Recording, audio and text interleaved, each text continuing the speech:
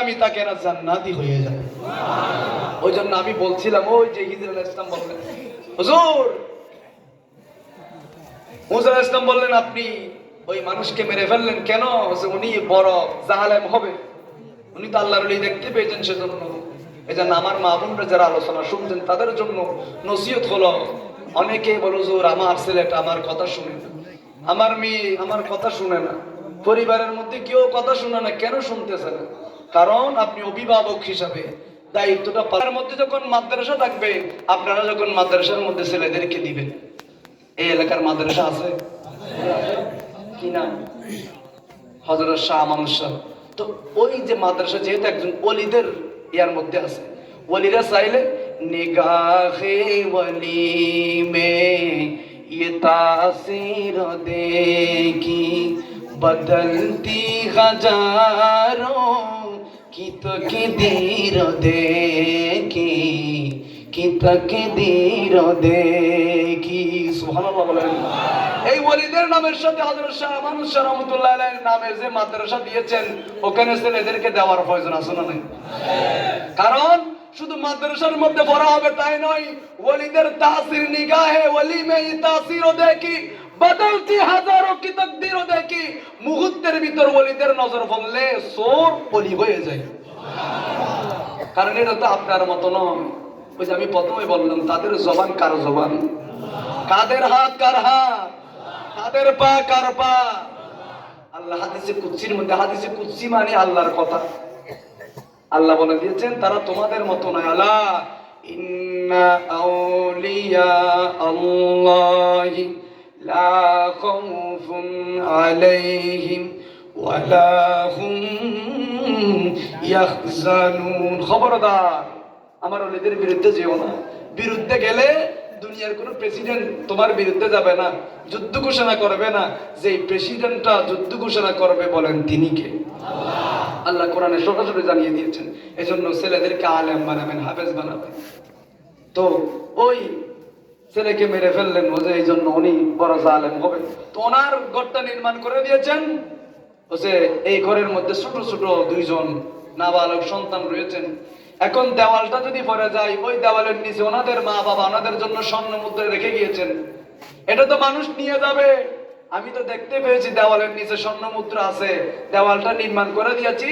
এই জন্য যখন ছেলেরা বড় হবে, স্বর্ণ মুদ্রা গুলো তাদের হক গুলো তারা পাবে। এই জন্য আমি বিনা পরিশ্রমে তাদের দেওয়ালটা নির্মাণ করে দিয়েছি।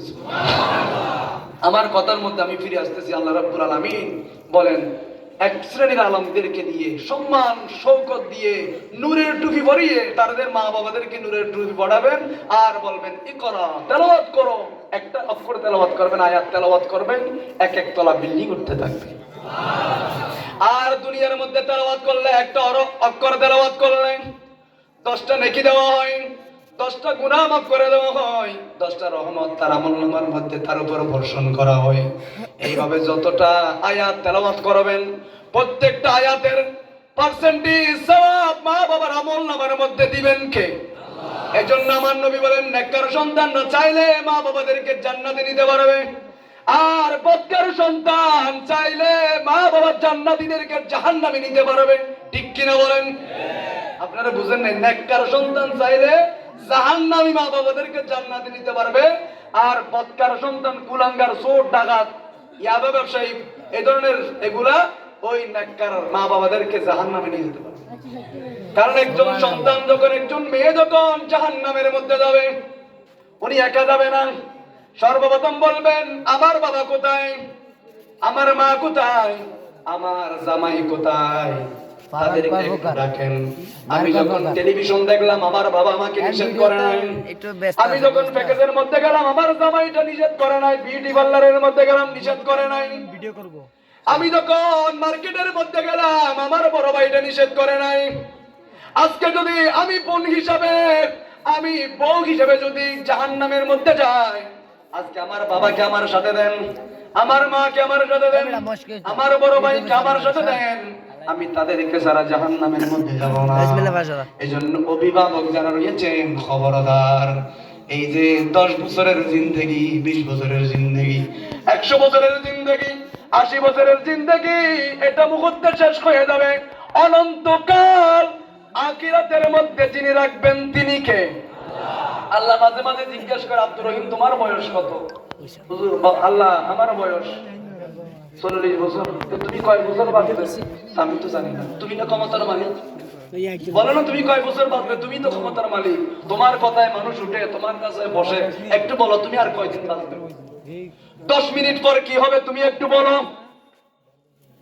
1 বছর পর কি হবে? 1 বছর নয়, 1 সেকেন্ড পর কি হবে তুমি একটু বলো। বলে আমি তো জানি না। রহিমা তোমার বয়স কত? আমার বয়স 35 বছর। তো তুমি একটু বলো দেখি তুমি আর কয়দিন বাঁচবে? আমি এটা কেমনে বলবো? আমি এটা কোত্থেকে জানবো? তো কে জানে? আমি জানি না, কে জানে? তো তুমি কি এখানে কি তুমি আসছো নাকি তোমাকে পাঠানো হয়েছে? যে তুমি আসো না, তোমাকে পাঠানো হয়েছে, ঠিক কিনা বলেন?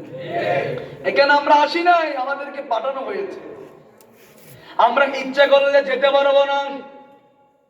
যেদিন মালাকুল মউত আল্লাহ নির্দেশ দিবেন, ওই মালাকুল মউত খাবারের মধ্যে আপনি রয়েছেন, বিয়ের অনুষ্ঠানের মধ্যে আপনি বর, সবাইকে চলে গিয়েছেন, এখনই আপনি বউকে নিয়ে ঘরের মধ্যে যাবেন।